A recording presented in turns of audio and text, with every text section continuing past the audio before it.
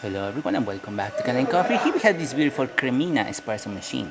Now for this machine, we service the group head, the one that you see right here. We clean everything around it and we also clean the steamer. So yeah, we're gonna be testing it now.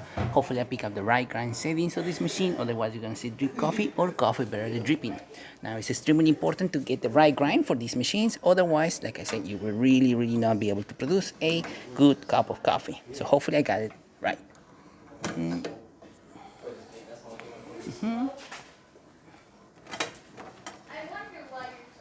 you go. Insert it correctly. We can insert our cup, even though it's going to be a little bigger.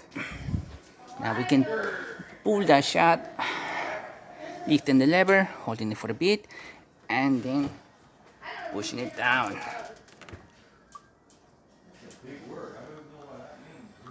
Nice shot of espresso coming out of this machine.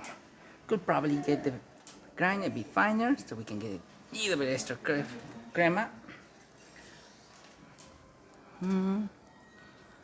But we still got a nice extraction coming out of this machine. Really good color.